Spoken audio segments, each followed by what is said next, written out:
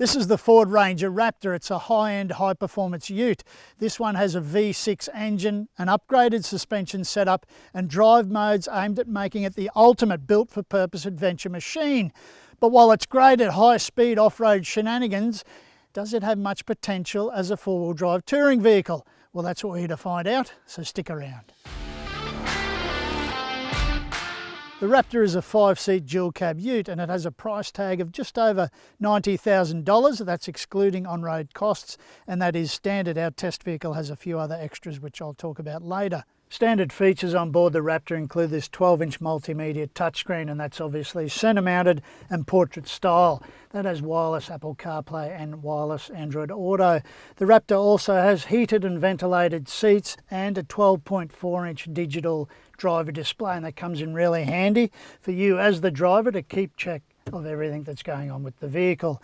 But apart from that, a lot of what makes the Raptor so special is going on behind the scenes, and I'm talking about its live valve internal bypass Fox shocks and its raft of selectable driving modes, steering modes, damper modes, and even exhaust modes. All of those things come into play, and they're all aimed at making the driving experience in the Raptor that much more enjoyable. Exterior paint choices include Arctic White, which is no extra cost, or you can choose from grey, blue, or orange, which is on our test vehicle. Each of those costs $700. For even more details, make sure you read my full written review at carsguide.com.au. So everything about the Raptor is in your face well and truly. From the massive Ford emblazoned across the grille, through the big chunky tyres, that wide stance on the vehicle itself, big side steps. They look like rock rails, but they aren't, but they are substantial. All the way back to the end of the tray with Raptor emblazoned all along the sides and on the back. You're not going to forget it's a Raptor, and that's a good thing. It's a little bit jarring at first, but it does grow on you. The Raptor's interior strikes a pretty decent balance between being premium feeling, but also quite practical. There are hard plastic surfaces around the interior, but there are also lots of soft touch surfaces. On this code orange Raptor, you never forget it's a Raptor, because as well as the hints of orange around the interior, there are also a couple of instances of the word Raptor also being in code orange. So yeah, you're never going to forget you're in a Raptor. The Raptor's cabin is also very practical. The seats are comfortable and supportive. There are plenty of storage spaces around. They aren't particularly deep and aren't particularly generous, but there are spaces for pretty much everything. Bottles, cups, your bits and pieces out of your pockets, your wallet, that sort of thing.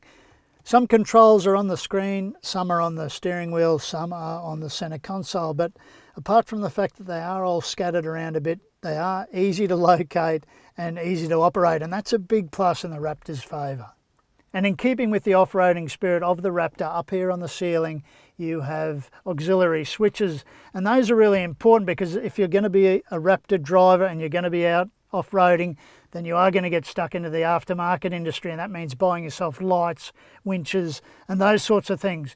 And some of those things can be operated from up here, and that's a real handy spot. The rear seat of the Raptor is quite comfortable. It's not spectacularly so though, but it's perfectly fine.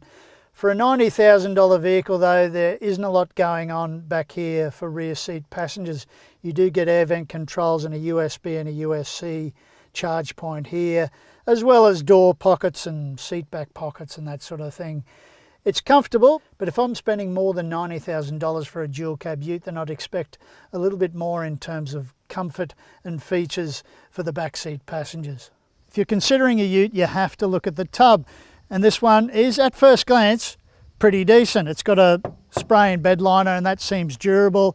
4 tie down points, they're fixed in place at each corner of the tub. There is a light in both walls of the tub, and this Raptor also has a powered roller cover. Now obviously that's going to provide some shelter, some security for whatever you load in the tray here. One thing I do want to mention is though, the tailgate has an assisted lifting action, which is fine, but then when you go to open it, it pretty much drops down of its own accord, so that's something to watch out for.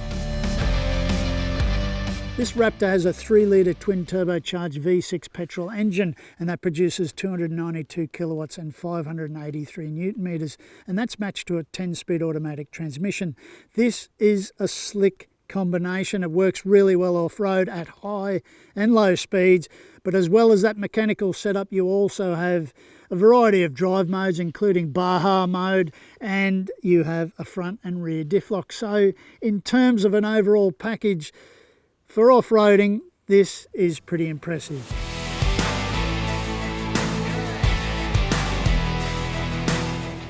This is a Raptor, so I could rightfully spend the whole review doing donuts in the sand and taking on jumps that would make dirt bikers wince. But I'm not going to. This is about real world, low speed, low range, four-wheel driving. The Raptor has all the mechanicals and the tech set up for driving dirt roads and gravel tracks at speed. There's no denying that, but all of those factors don't make it a good four-wheel drive, or indeed make it a good four-wheel drive touring vehicle. There is plenty of good news about the Raptor though, because it is nice to drive on road. It's very comfortable, ride and handling, super impressive, and it just has a nice planted stance on the road. There's plenty of acceleration. It has more thrust than it did before with the V6, more get up and go. It's smooth, it's refined, and on fast dirt tracks, fast gravel roads, it's equally at home. It has a nice wide wheel track and it just sits nicely.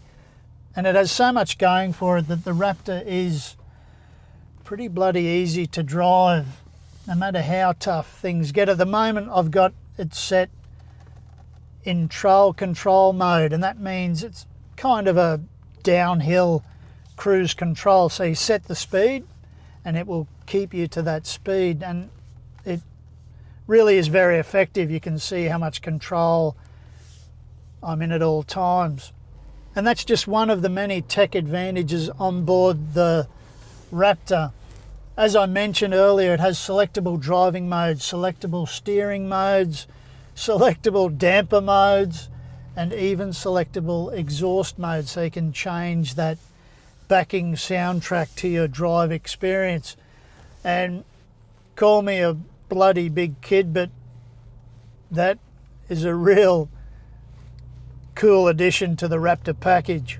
The Raptor also has an onboard camera system, and that means you can look forward of the Raptor, because it does have quite a substantial bonnet. You can't really see the track in front of you, especially if you are climbing a hill, as I am right now. I'm just going to back up a little bit.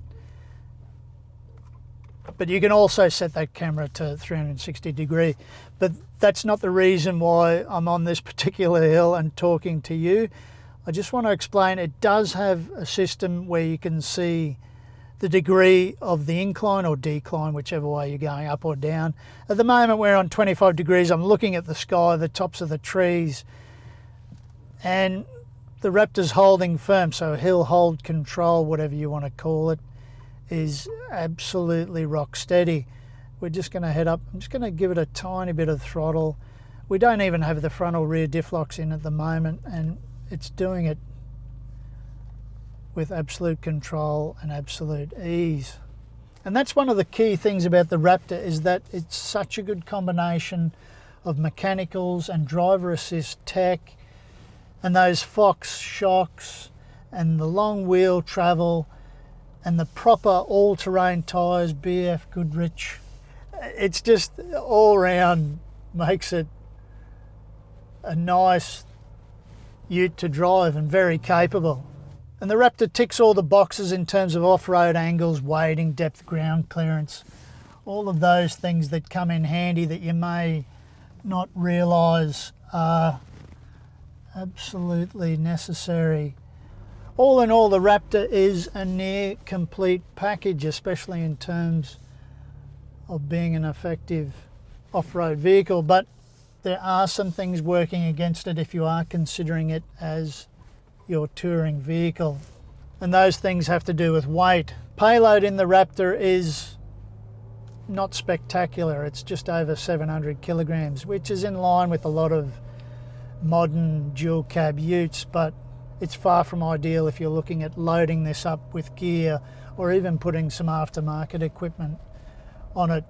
And another thing is the Raptor doesn't have an industry standard towing capacity. It can legally tow 2,500 kilograms, 2.5 tons, and the industry standard for other utes of this size is 3,500 kilograms, 3.5 tons. So if you are looking specifically for a tow vehicle, then maybe you'll have to look elsewhere. But if you're looking for thrills and fun in an off-road vehicle, then the Raptor should be at the top of your list. The V6 Raptor has a listed fuel consumption of 11.5 litres per 100 kilometres, and that's on a combined cycle. On this test, I recorded a fuel consumption figure of 14.2 litres per 100 kilometres, but I did do a lot of high and low range forward driving. The Raptor has an 80 litre fuel tank, so going by my on-test fuel consumption figures, you could expect a driving range of about 560 kilometres from a full tank. The Ford Ranger Raptor has the maximum 5-star NCAP safety rating, and that's from testing conducted in 2011. It has 9 airbags, and driver assist tech includes AEB, adaptive cruise control, and a 360-degree camera. For even more details, make sure you read my full written review at carsguide.com.au. The Raptor has a 5-year unlimited kilometre warranty, and that's in line with most of its rivals except for Isuzu, which offers 6 years, and Mitsubishi, which offers up to 10 years warranty. Servicing is scheduled for every 12 months or 15,000 kilometres, whichever occurs soonest. But make sure you chat with your local Ford dealer to check up-to-date servicing costs. The Ford Ranger Raptor is a purpose-built adventure ute. It's very capable off-road and it's more than comfortable on-road. But in being so laser-focused on doing one thing supremely well, and that's being driven at speed on loose terrain, gravel tracks, dirt roads, that it falls short in a couple of other areas. Its size and fuel consumption impact its day-to-day drivability, and it's also its size and fuel consumption that impact its potential ultimately as a four-wheel drive touring vehicle. And the fact that its payload is less than ideal and it can only tow 2.5 tonnes, they just don't help it either. But none of those factors are going to stop someone keen for the thrills and fun of a Raptor from buying one of these things. It's just not. So what do you reckon? Have your say in the comments section below. And remember, as always, make sure you read my full written review at carsguide.com.au.